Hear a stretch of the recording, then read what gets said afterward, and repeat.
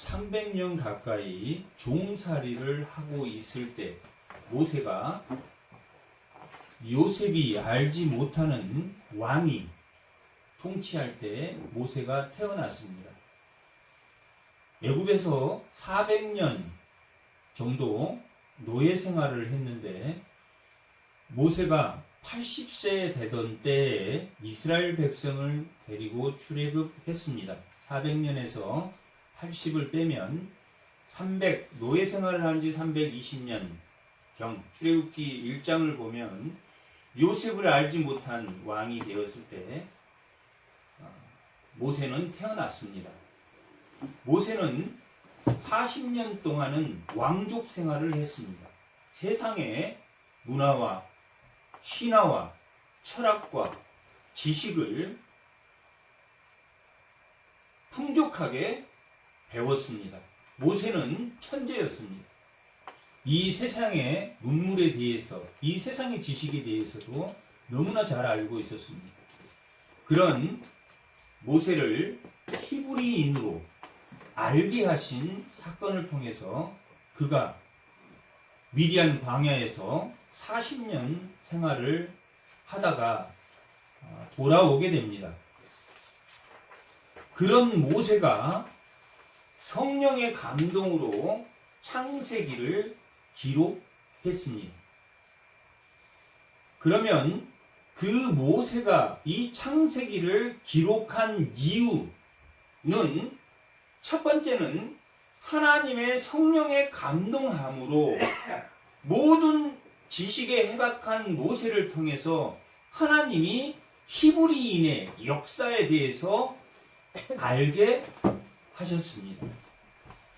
그러므로 인해서 요셉을 알지 못한 왕의 학대와 고난으로부터 어떤 주권이 지금 노예 생활을 하는 300년이나 노예 생활을 했기 때문에 이미 그들의 자아는 노예적이고 이미 노예적인 생활에 젖어버린 상태입니다. 그것을 모세로부터 일깨우게 하기 위해서 하나님이 모세를 감동시켜서 기록한 이 성경이 창세기입니다. 이 창세기는 히브리인 노예 생활을 한 그 히브리인에게 나의 주권이 누구에게 있는가 하는 것을 알게 해주는, 그들은 당시 노예로서 왕을 신처럼 받들었습니다. 그리고 이집트에는 태양신을 또한 받들었습니다. 여러 가지 수많은 별신, 달신, 여러 가지의 신, 송아지신, 파리신, 여러 가지 쥐신, 모든 여러 가지 신을 섬기고 있었는데 이 이스라엘 백성들도 그런 신에 익숙해져 있고 그런 문화에 익숙해져 있으므로 이 창세기를 기록함으로 이 모든 만물이 누가 지으신 거다? 하나님이 지으신 것을 그들이 신격화해서 신이라 부르고 있다는 것을 모세를 통해서 성령으로 감동한 그 하나님의 선민이었던 이스라엘 공동체에게 알게 하기 위해서 이 창세기를 기록했습니다. 이스라엘 백성이 정체성을 300년 가까이 종노릇을 하면서 자기 믿음의 조상들을 잃어버린 그 정체성을 벗어나기 위해서 하나님이 성령으로 감동시켜서 모세를 통해서 40년 동안 미디안 광야 생활을 통해서 하나님을 알게 하시고 또 그 하나님을 알게 하심으로 이 창세기를 기록했습니다. 창세기의 목적은 이 천지 창조를 하셨다 하는 이 창세기의 기록 목적은 이스라엘의 백성에게, 히브리인 백성에게, 또한 그 이후에 그 당시에 히브리인들에게, 그리고 그 히브리인들에게 기억되는 그 이스라엘 공동체 4사 시대 때, 열왕기 시대 때, 그 이후에 계속 말라기 시대까지 나타나는 이스라엘 공동체에게 주는 히브리인의 하나님의 백성의 정체성이 무엇인가 하는 것을 알게 해주는 것이 창세기입니다. 그렇게 1차 독자는 그 노예 생활한 히브리인이라면 2차 독자가 또한 히브리 공동체에게 주는 메시지고, 또한 오늘날 우리가 하나님을 믿는 우리의 정체성은 우리가 우상, 어떤 것이 우상이고 어떤 것이 또한 그 우상으로 인해서 히브리인이 고통받았던 것처럼 우상이 무엇인가를 바로 깨달으며 하나님의 주권이 어떤 것인가를 알게 하기 위한 기록이 창세기입니다. 이 1장 1절과 2절은 이 창세기 전체의 내용의 서막입니다. 이 창세기 전체를 이어서 태초에 하나님이 천지를 창조했다 라고 말하고 있는 것은 지금 열방이 믿고 있는 그 신화는 다 거짓되며, 또한 너희들이 지금 노예 생활을 하고 있지만 너희 하나님의 주권이 너희에게 있다 하는 것을 가르쳐주는 그 말입니다. 창세기 전체를 대변하는 말입니다. 만물을 지으신 천지 창조를 하신 하나님이 너희의 주권자다 하는 것을 알려주는 그러한 말씀입니다. 이렇게 창세기는 그렇게 기록되었습니다. 그리고 이 창세기의 전체의 내용은 1장부터 50장까지 전체의 내용은 10개의 족보로 되어 있습니다. 10개의 족보의 내용으로 기록되어 있습니다. 한번 우리 2장 4절 한번 찾아볼게요. 2장 4절 다 같이 한번 읽어보겠습니다. 이것이 천지가 창조될 때 하늘과 땅의 내력이다. 내력이라는 말은 이게 족보라는 뜻인데, 톨레돗이라는 뜻인데, 내력, 족보, 또한 계보, 이렇게 우리가 해석합니다. 족보라는 뜻인데, 하늘과 이 천지 창조의 하늘과 땅의 내력이니 여호와 하나님이 땅과 하늘을 만드신 날에 라고 기록되어 있습니다. 하늘과 땅의 천지 창조의 족보가 기록되어 있는 게 2장에서 4장 26절까지입니다. 또한 5장 1절 한번 다 같이 한번 읽어보겠습니다. 이것은 아담의 계보를 적은 책이라. 하나님의 사람을 창조하실 때 하나님의 모양대로 지으시되, 아담의 계보에 대해서, 두 번째 아담의 계보에 대해서 기록되었다라고 기록되어 있고, 세 번째는 6장 9절,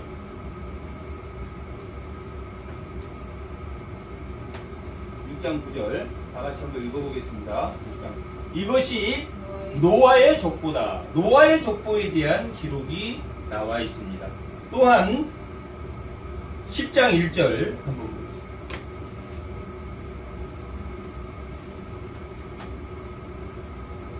네 번째 족보로는 노아의 아들 셈과 함과 야벳의 족보 이야기가 기록되어 있습니다.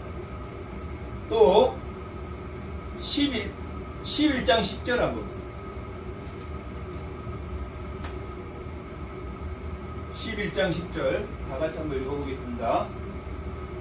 셈의 족보는 이러하니라. 셈은 백세고. 셈의 족보에 대해서 10장 10절에 다섯 번째로 기록되어 있습니다. 또한 11장 27절 한번 11장 27절 다 같이 한번 읽어보겠습니다. 데라의 족보는 이러하니라. 데라는 아브라함과 나홀과 하란을 낳고 하란은 롯을 낳았으며, 누구에 대한 족보 이야기입니까? 데라에 대한 족보 이야기입니다. 25장 12절입니다.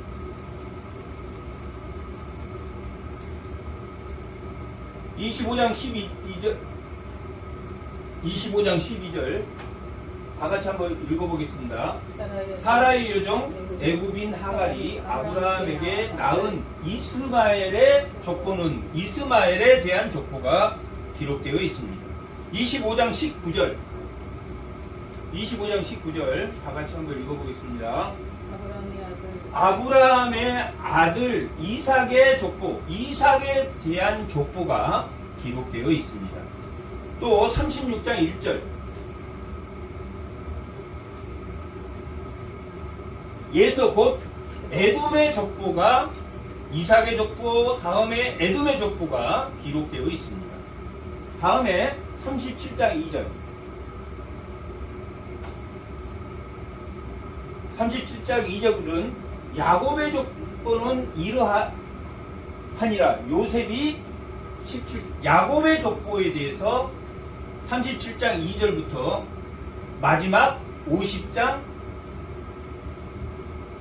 마지막 절까지 야곱에 대한 족보가 기록되어 있습니다. 이렇게 10개의 족보로 구성되어 있습니다. 첫 번째는 천지 창조에 대한 족보, 두 번째는 아담의 족보, 세 번째는 노아의 족보, 노아의 족보 다음에는 노아의 아들의 족보, 노아 아들에 대한 족보 다음에는 셈의 족보, 셈의 족보 다음에는 데라, 아브라함에 대한 이야기가 데라의 족보가 나오고 그 다음에 이삭의 족보, 다음에는 에돔의 족보, 야곱의 족보, 이렇게 10개의 족보로 구성이 되어 있습니다. 이렇게 10개의 족보 이야기로 이 창세기를 기록한 이유는 이 모세가 하나님에 대한 천지 창조를 증명하는 데 있어서 뭘 증명하기 이게 역사적으로 실제 역사적으로 있었던 역사적 연도를 족보를 써내려가면서 역사적인 연결로 어디까지 왔다. 그 애굽에 우리가 노예 생활을 하는 것까지 역사적인 전통을 가지고 연결성을 가지고 내려왔다라는 것을 알게 하기 위해서 몇 가지로 10개의 족보로 구성되어 있습니다. 10개 중에 4개는 수직 족보, 그냥 누가 누구를 낳고 누가 누구를 낳고 이렇게 수직으로 기록되어 있는 게 4개입니다.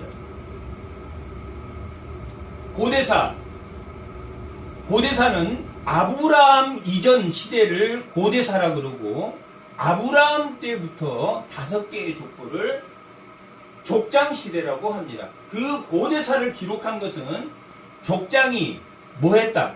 실제로 이렇게 해서 아브라함이 태어났고 이삭이 태어났고 야곱이 태어났다라는 것을 증명하기 위해서 족보를 통해서 하나님이 역사적인 사실이었음을 알게 하려고 이스라엘 백성에게 알게 하려고 하는 그러한 역사성을 모세를 통해서 그들에게 알게 했습니다.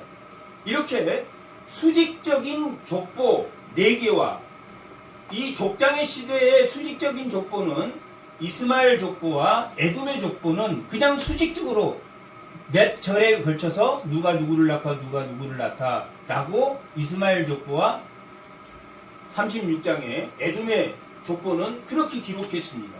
아담의 족보 창세기 5장의 아담의 족보와 또한 10장의 셈의 족보는 그냥 그렇게 수직으로 기록했습니다. 그러면 10개 중에 6개의 족보 이야기 중에 수직으로 이렇게 누가 누구를 낳고 기록하지 않고 그 족보를 어떤 사람 중심에서 어떤 사건을 중심으로 이야기로 전개된 것이 오늘 2장 4절에서 시작하는 천지창조와 인간의 타락에 대한 이야기, 하늘과 땅, 천지를 창조하고 아담을 하나님이 만드셔서 그 천지 창조의 이야기식으로 그 족보를 설명하는 게 첫 번째, 이 5개의 족보 중에서 천지 창조와 아담에 대한 이야기식으로 족보를 설명하는 것과 또한 노아 홍수 이야기로 노아 시대 때 어떻게 하나님이 벌하셨는가 그것을 족보의 내용으로 설명하고 이야기식으로 족보를 설명하고 또한 아브라함이 게라로부터 어떻게 태어났는지 하는 아브라함의 이야기 또한 이삭의 이야기 또한 야곱의 이야기 이렇게 이야기식으로 6개의 사건이 기록되어 있습니다. 5개는 고대사고 5개는 족장시대를 나타내는데 이야기식으로 본다면 3가지 고대사는 3가지 이야기로 족보가 이야기식으로 구성되어 있고 또한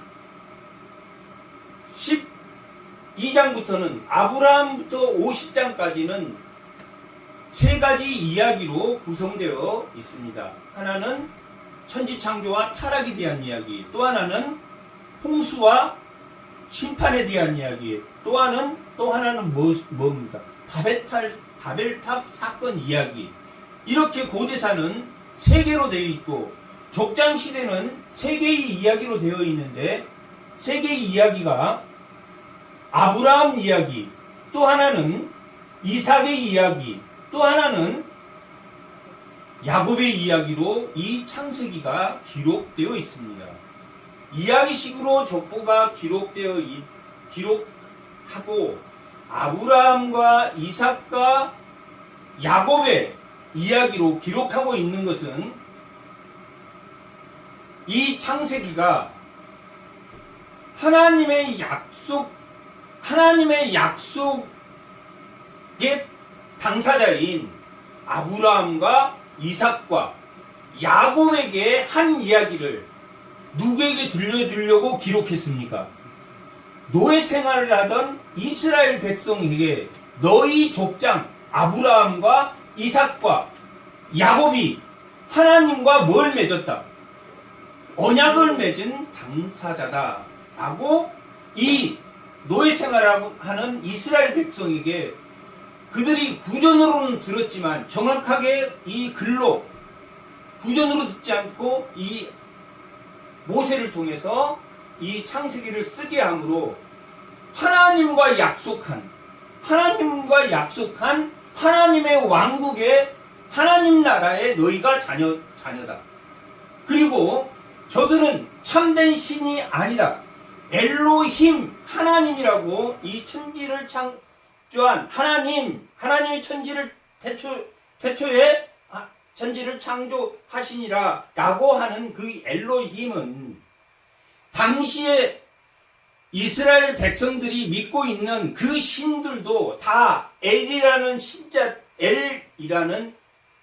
신이라는 그 용어를 다 붙이고 썼습니다. 엘바알, 엘누구 이렇게 엘이라는 다 신이라는 이름을 다 대용해서 썼지만 이 하나님 엘로힘은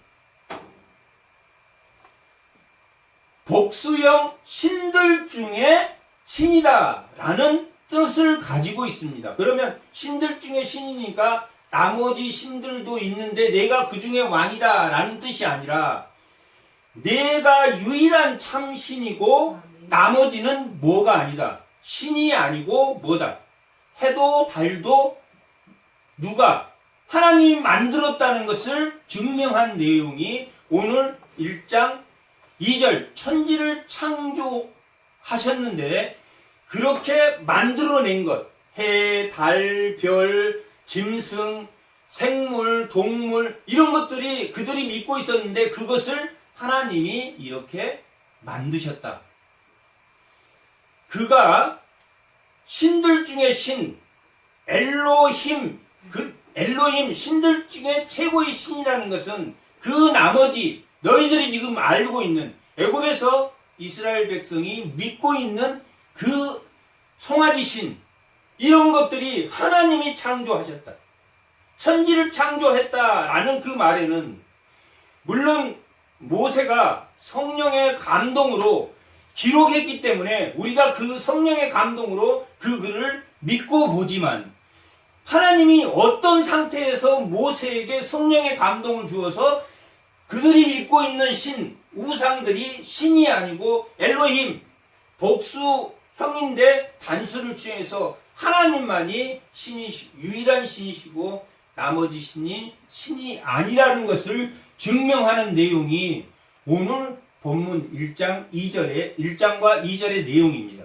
그리고 이 1장 1절에서 2장 3절까지 2장 4절부터는 하늘과 땅에 대한 내력, 인간이 그 하나님이 주신 천지 창조에서 타락한 내용이 4장 26절까지 기록되어 있는데 오늘 이 천지 창조의 1장 1절에서부터 첫째 날은 빛을 만들고 두 번째 날은 궁창을 둘로 나누고 세 번째 날은 그곳에 새와 물고기를 살게 하시고 네 번째 채소를 살게 하고 그렇게 하나님이 그 공간에 이렇게 채우신다라는 내용이 나와 있지만 이 창세기의 본질적인 것은 하나님이 하늘과 땅의 모든 짐승과 생물, 땅의 생물과 물의 생물을 다 하나님이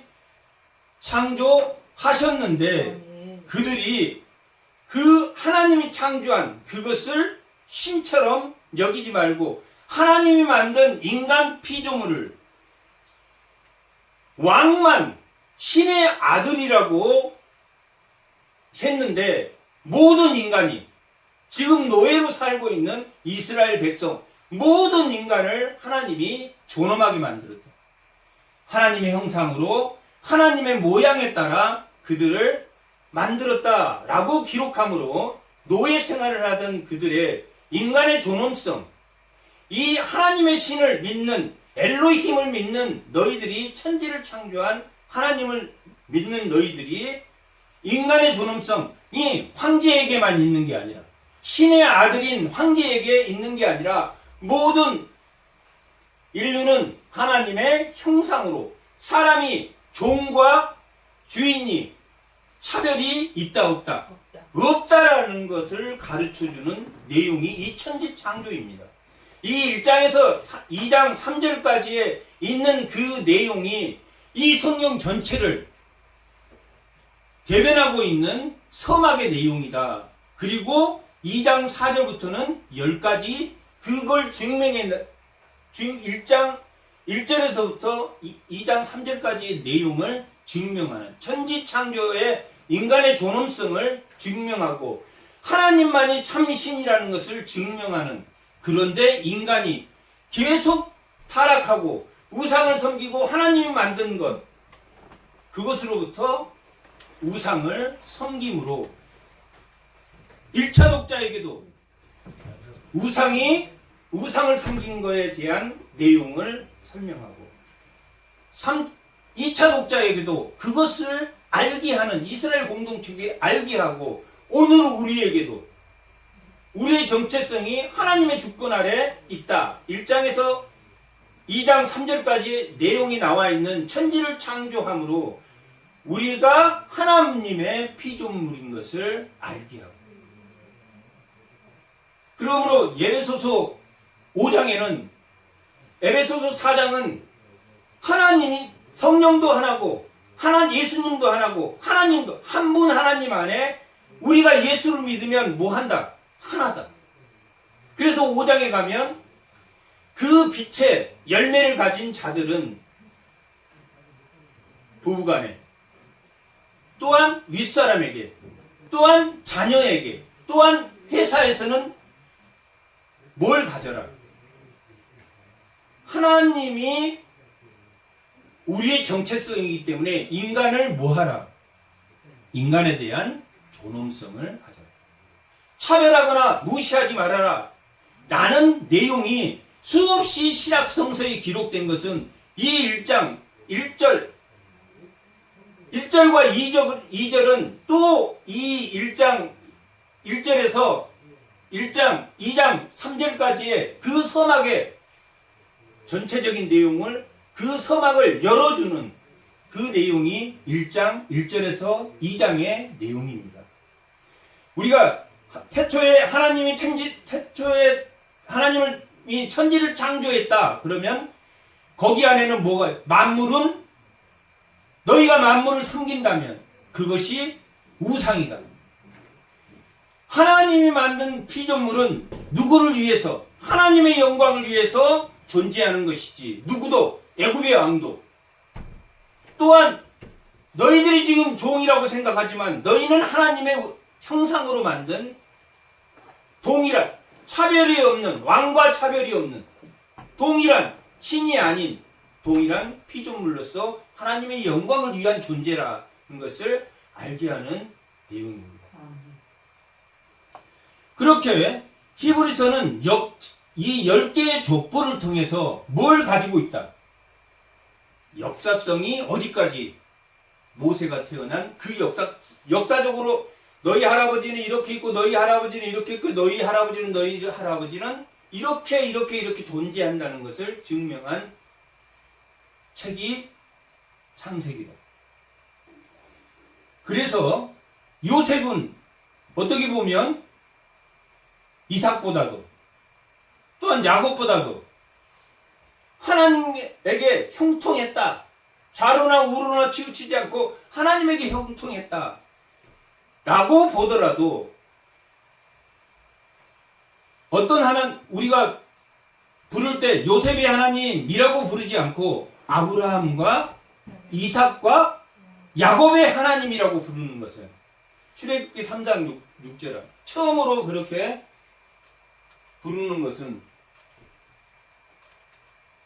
3장 6절 다 같이 한번 읽어보겠습니다. 또 이르시되 나는 내 조상의 하나님이니 아브라함의 하나님, 이삭의 하나님, 야곱의 하나님이라 라고 말하는 것은 아브라함과 이삭과 야곱이 하나님에게 뭘 했습니까? 하나님과 언약을 맺었기 때문에 이 언약에 맺은 하나님의 언약 관계에 맺은 너희들이 백성이다.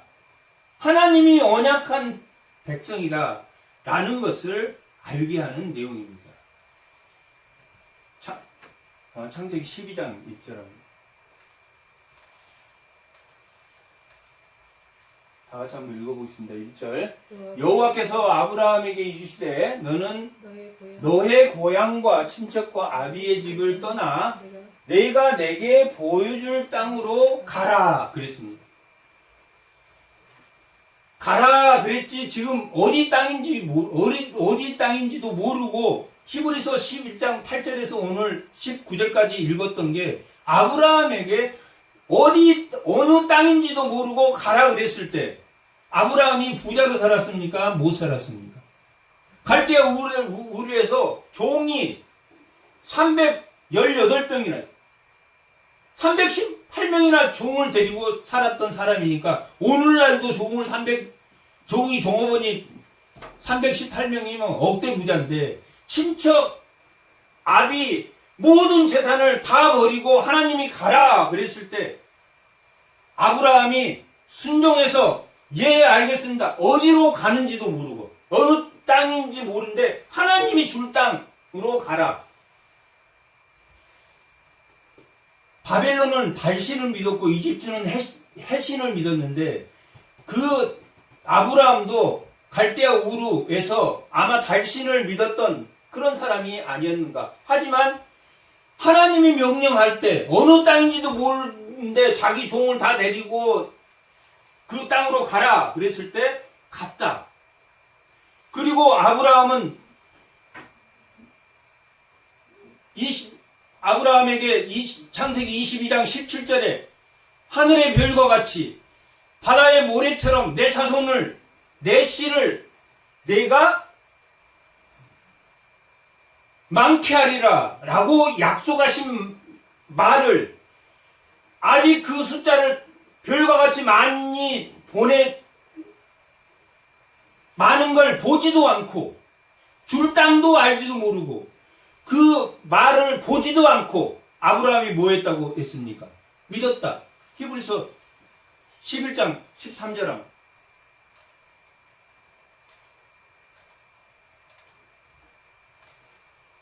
13절 다 같이 이 사람들은 다 믿음을 따라 죽었으며 약속을 받지 못하였을 때 약속을 받지 못하였다는 말이 뭡니까? 아직 별과 같이 자손이 안 됐어. 별과 같이 해주겠다 그렇게 했지만 아직 별과 같이 될지 안 될지 모를 때 약속을 받지 못하였을 때 그것들을 멀리서 뭐 했다? 환영했다. 믿었다. 하나님이 별같이 줄 거라는 것을 믿었다.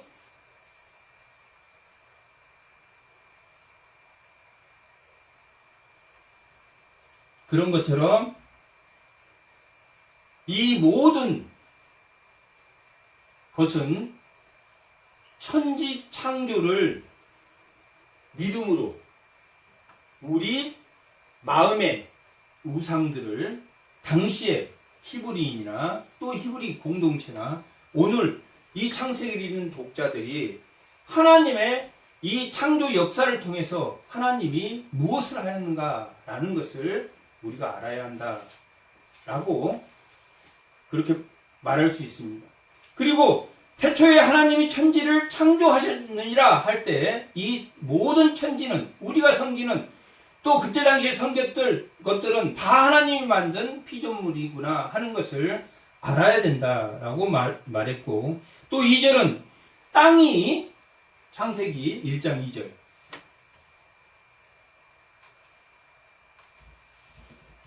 땅이 혼돈하고 공허하여 흑암이 깊음 위에 있고 하나님의 영은 수면 위에 운행하시니라 할 때 그 땅이 어느 가운데 있었습니까? 혼돈과 또한 공허와 흑암 중에 흑암의 깊음 위에 있었다라고 태초에 그 천지 창조를 하기 바로 직전의 상황을 말씀하고 있는 말입니다. 태초에는 어떤 상태였냐면 혼돈하고 공허하고 흑암의 흑암이 이 깊음 위에 깊음이라는 이 뜻은 아직 깊이 정체가 드러나지 혼돈하고 공체 그 깊음 속에 있다라고 기록되어 있습니다. 이 혼돈을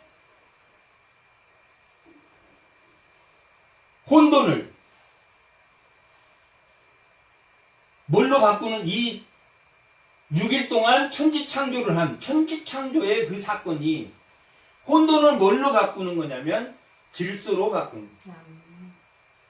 혼돈을 질서로 바꾸는 것이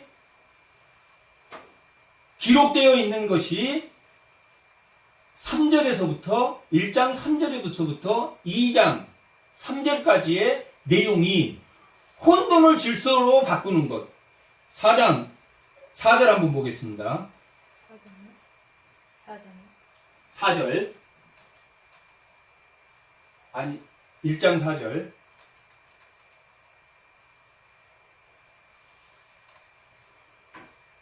그 빛이 하나님이 보시기에 좋았더라. 하나님이 빛과 무엇을 나누셨습니까? 혼돈을 빛과 어둠을 나누셨다. 혼돈되어 있는 빛과 어둠이 함께 혼돈되어 있었던 것을 두 개로 뭐했다? 질서를 잡으셨다. 또 5절 한번 읽어보겠습니다. 하나님이 빛을 낮이라 부르시고 어둠을 밤이라 부르셨다. 나누시고 뭐했다? 부르셨다.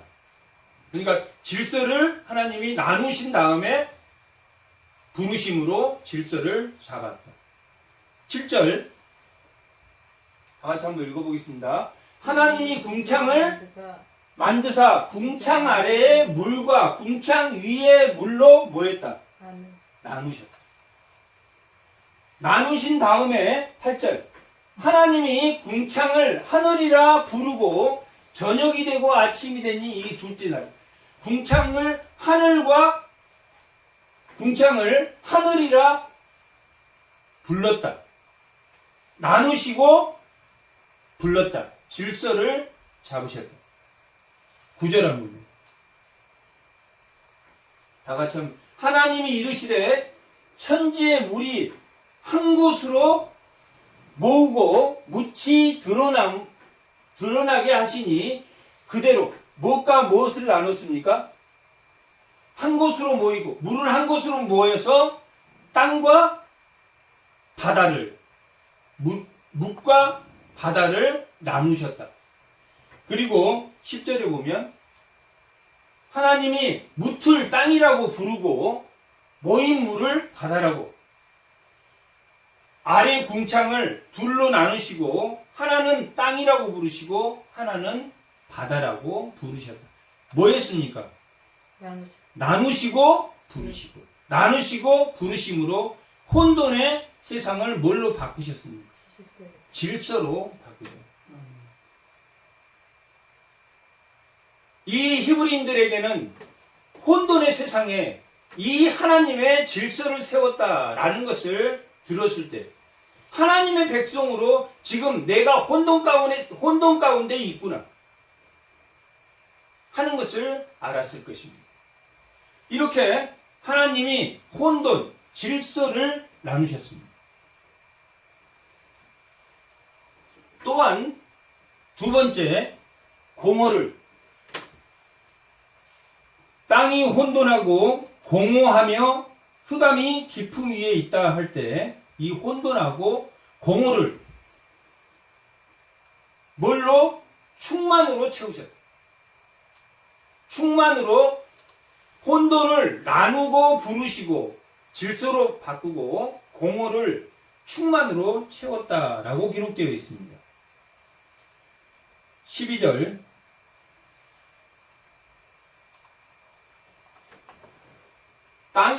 땅에는 뭘로 채우셨습니까? 풀과 각기 종류대로 씨 맺는 채소와 각기 종류대로 씨 가진 열매를 맺는 나무를 보내니 하나님이 보시기에 좋았더라. 뭘로 채우셨습니까? 공허, 빈 곳에 채소로 채우셨다. 16절 하나님이 두 큰 광명체를 만드사 큰 광명체로 낮을 주관하게 하시고 작은 광명체로 밤을 주관하시고 뭘로 채우셨습니까? 해와 달, 별로 하늘을 채우셨다. 땅을 채소와 열매로 채우시고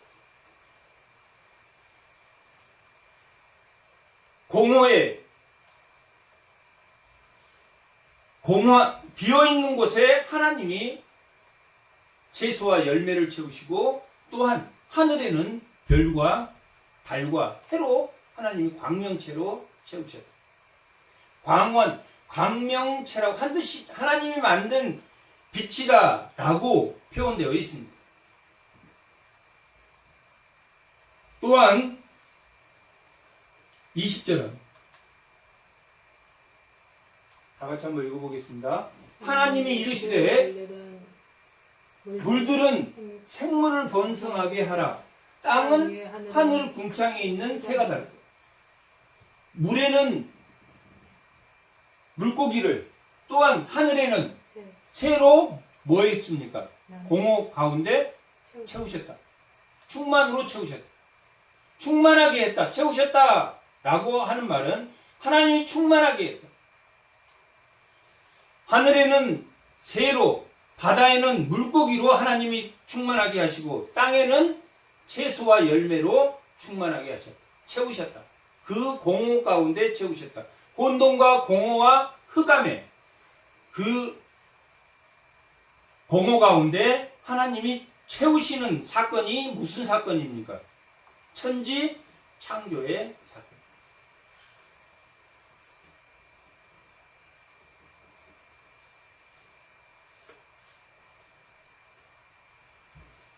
(24절입니다)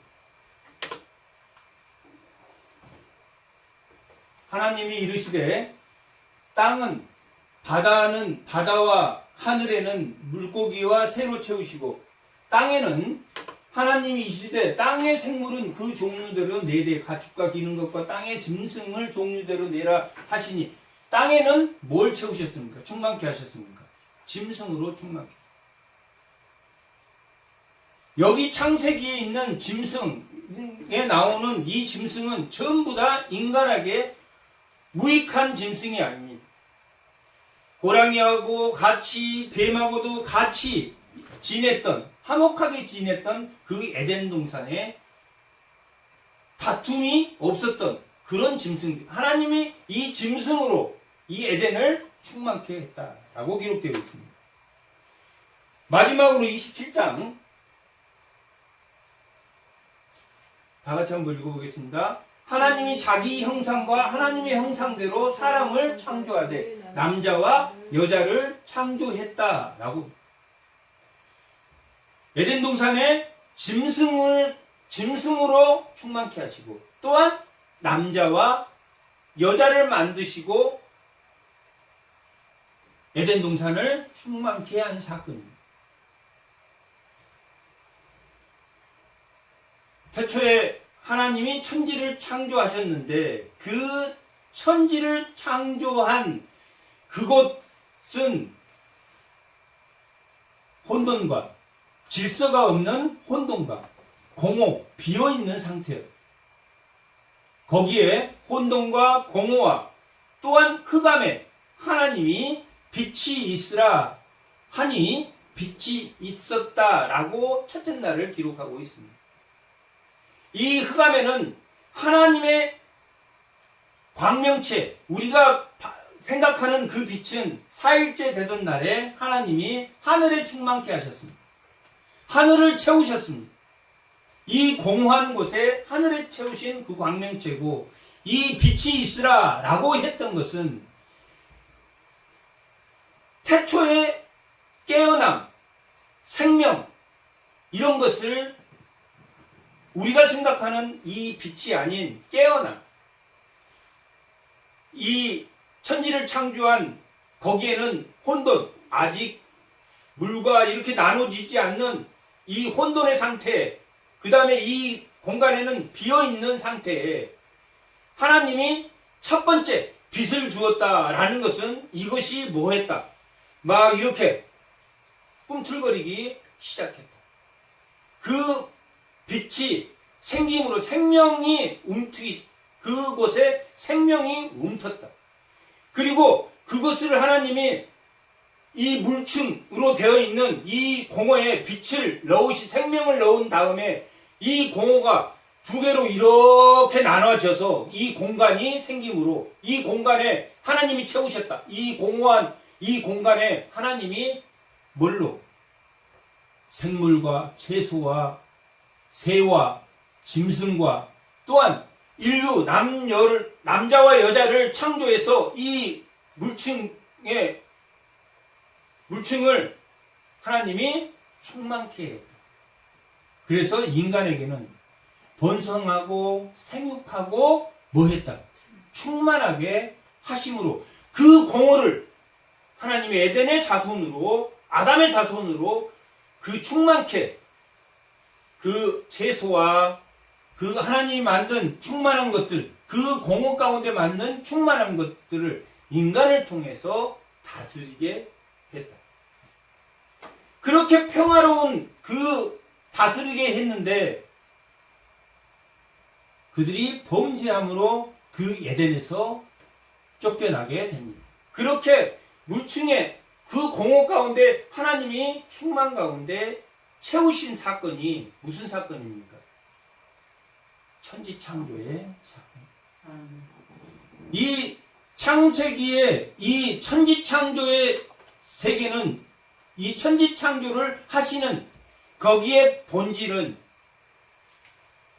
하나님 외에 다른 신은 없다.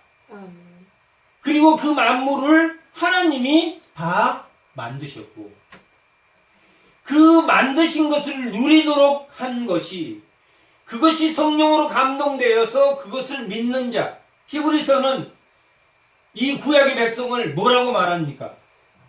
먼저 복음을 전하여 듣는 자라라고 히브리서는 기록하고 있습니다. 율법은 또 다른 복음서입니다. 그 먼저 복음을 하나님이 천지를 창조해서 우상을 섬기지 말라고 한 그것들이 다 피조물이다.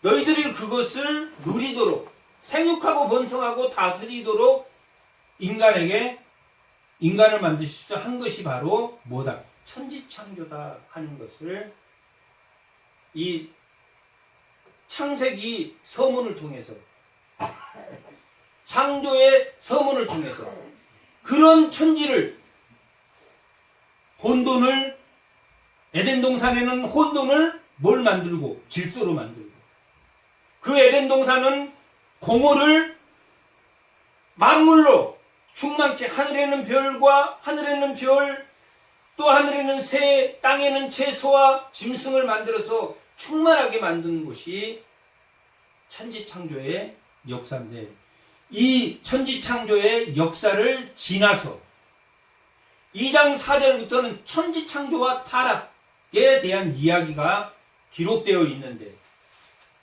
그 뭘 무시하고 하나님이 혼돈 중에 질서를 만든 것을 무시하고 누가 첫 번째 무시했습니까? 아담이 선악과를 따먹지 말라고 한 그 불순종에서 예수님은 어떤 존재라고 히브리에서 했습니까? 모세가 신실한 종처럼 예수님은 신실하게 죽기까지 순종한 종으로 오셨다. 대제사장으로 오셨다. 그러므로 자기 피를 들고 성소에 들어가신 분이다. 라고 기록하는 것처럼 이 1장 1절에서 2장 3절까지가 끝난 이후에는 이 마지막까지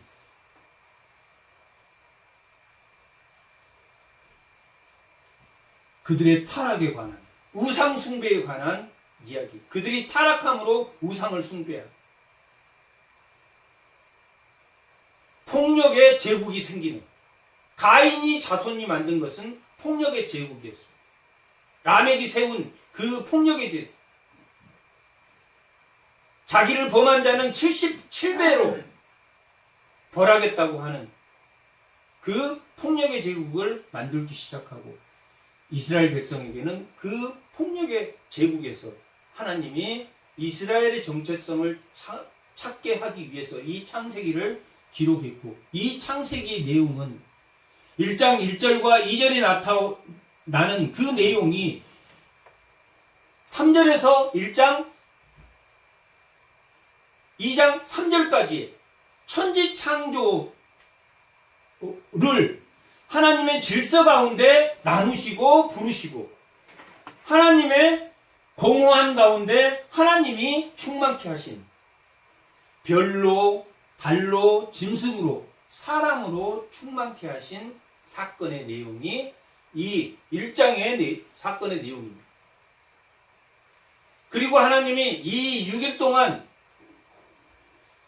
혼돈을 질서로 공허를 채우신 후에 하나님이 7일째부터 에덴 동산에서 아담과 뭐 하기 시작했습니까? 안식하기 시작했습니다.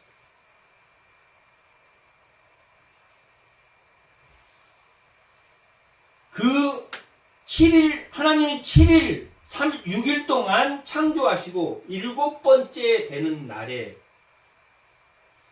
쉬시고 아담과 안식하였던 그 7일이라는 것이 오늘 우리 달력에 7일 쉬고 하루 그게 출애굽기 31장에 보면 너희가 6일 동안 일하고 7일째는 하나님과 안식하라 라고 기록되어 있는 것처럼.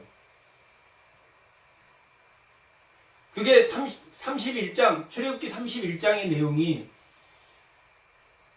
모세가 시내산에 올라가서 하나님의 십계명을 받고, 또한 25장부터 성막을 짓는 법을 그들이 다 받고 나서 마지막 31장 하반부에 보면 너희가 6일은 장막을 만들고 증거궤를 만들고 할 때 6일은 일하고 7일째는 쉬어라 라고 하는 그 말이 7일의 개념입니다. 저 달력의 개념도 그렇게 7일이 기준이 이 창세의 안식일, 하나님이 6일 창조하고 7일째부터 에덴 동산에서 아담하고 안식했다. 하나님과 교제했다. 안식했다는 것은 하나님과 교제했다. 그런데 그 안식이 깨짐으로 그들이 타락해서 쫓겨났습니다. 그리고 그 이후에 출애굽기를 통해서 그 창세의 안식, 그 7일을 우리가 7일, 오늘날 주일로 사용하는 것은 그 창조의 안식의 7일이 이 주일 개념으로 들어왔다라는 것을 우리가 알아야 됩니다. 그것은 기독교 역사가 기독교 역사가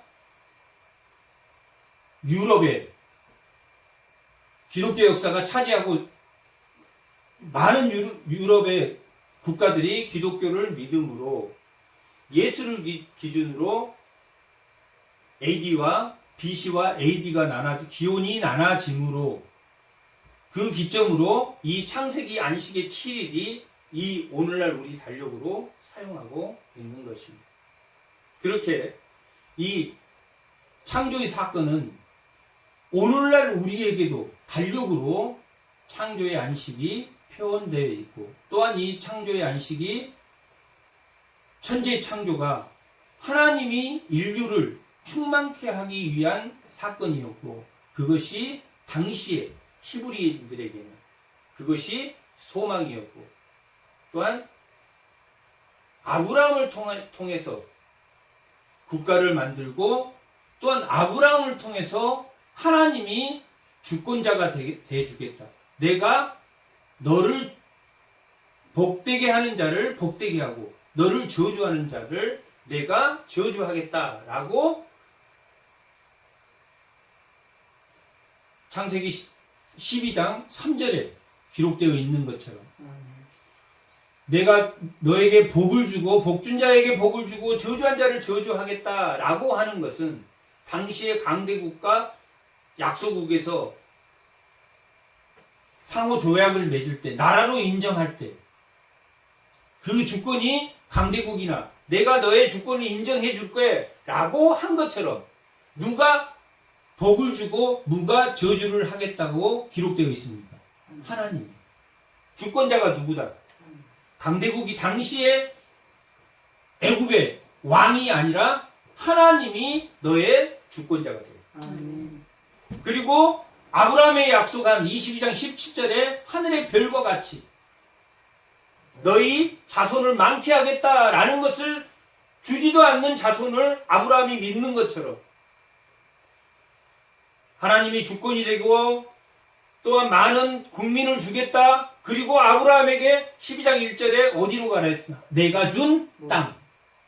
그러니까 하나님이 아브라함을 통해서 바벨탑을 쌓던 이방의 우상의 열방들을 향해서 무엇을 세우겠다라고 아브라함에게 약속한 겁니까? 하나님의 나라를 세우고, 이 천지 창조는 하나님의 나라를 다시 세우는 사건으로, 뭐 했으므로? 그들이 범죄한 것, 노아 홍수가 일어났고 그들이 바벨탑, 하나님을 대적하는 제국을 만듦으로 하나님이 더 이상 그들과 함께할 수 없으므로 그들을 흩어버렸다. 그 제국을 흩어버린 다음에 하나님이 세운 게 아브라함을 통해서 땅과 하늘의 별과 같은 국민과 또한 하나님이 주권자로서 복과 저주를 내리겠다고 하는 땅과 국민과 하나님이 주권자인 하나님의 왕국을 세우는 정체성을 회복하는, 타락했다, 멸망하고 바벨탑을 세웠다. 그 중에서 아브라함을 통해서 하나님이 뭘 세운 겁니까? 하나님 나라를 세웠다. 예수님이 산상수훈에서 마태복음 6장 33절에서 뭐와 무엇을 구하라고 했습니까? 그의 나라와 그의 의를 너희가 구하라 라고 한 그 말이 하나님이 세운 그 왕국을 너희가 구하고 그의 의를 구하라 라고 기록한 것은 하나님이 만든 태초의 그 창조의 질서를 뭐하고 있는 겁니까? 다시 회복하는 게 예수님을 통해서 그 하나님 나라를 그 창조의 혼돈한 타락한 이후의 혼돈한 가운데 제2의 창조의 질서를 예수님을 통해서 다시 세운 사건이 예수님이 이 땅에 온 사건인 것처럼 우리가 이 천지창조는 뭐한 사건이다. 혼돈에서 뭐한 사건이다. 질서를 만든 사건이다. 공허에서 뭘 만든 사건이다. 충만을 만든 사건이다. 예수님이 이 땅에 오신 사건은 혼돈에서 타락한 이 혼돈에서 새로운 창조의 질서를 세우는 것이다.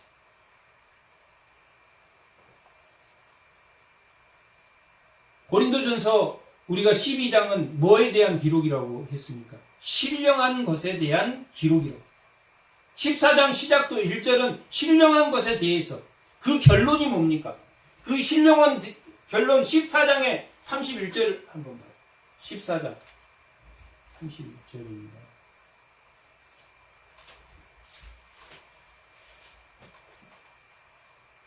고린도전서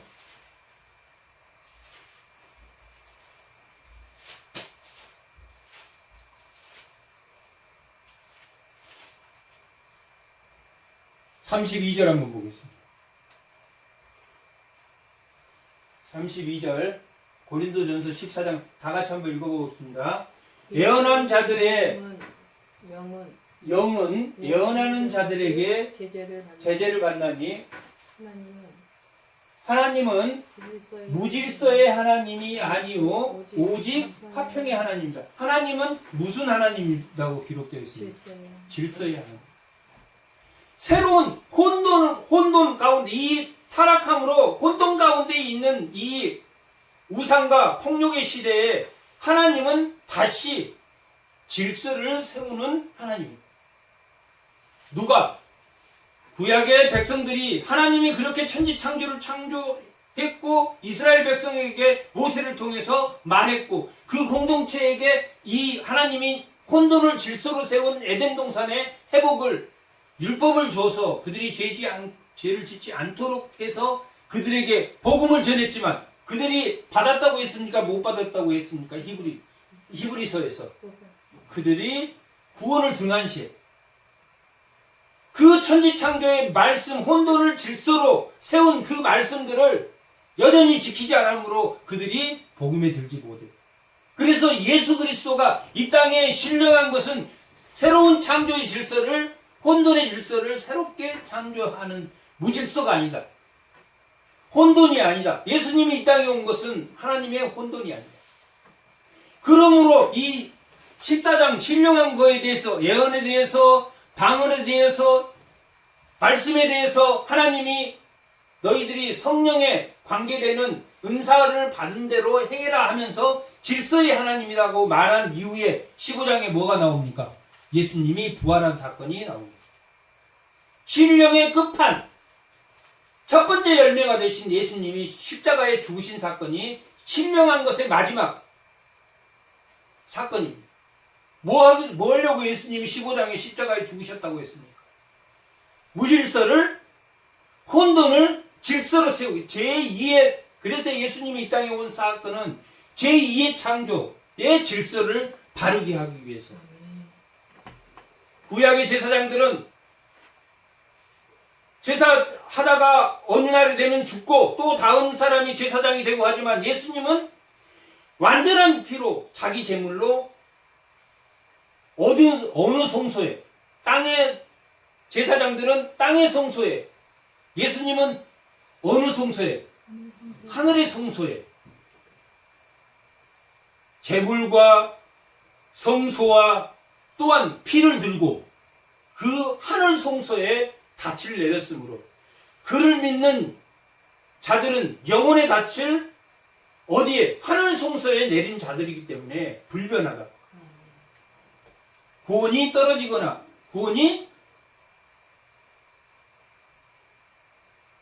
잘못 구원을 못 받는다 이런 것은 없다. 다만 히브리인들에게 그 대제사장을 설명하기 전에 너희가 아직 예수를 아는 것은 오래됐으나 너희가 아직 무질서하니 너희가 믿음을 바로 해라.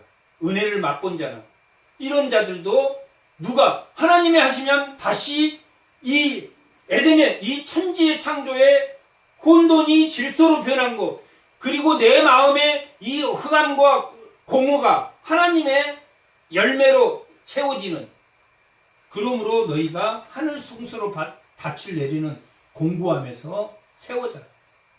그리고 에베소서에 말하는 너희가 하나 되는 것이 그 공허의 질서를 채우는 것이다. 그 하나됨은 뭘 의미하는 거라고 했습니까?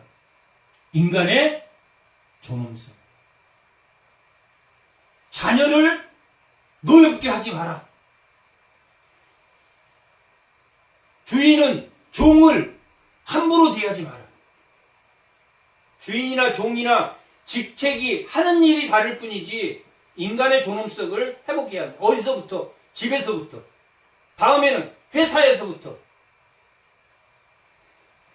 그것이 바로 이 하나님이 이 천지 창조를 통해서 하나님이 인류에게 주는 혼돈을 질서로 예수님이 이 땅에 온 사건은 혼돈을 질서로 만들기 위해서 예수님의 신령한 것은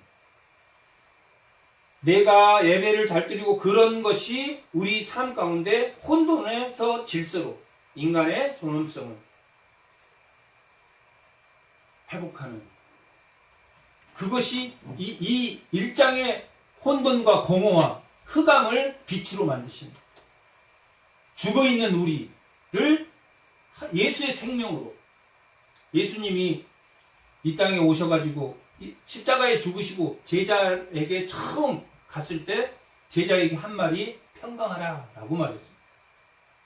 너희가 평강하라.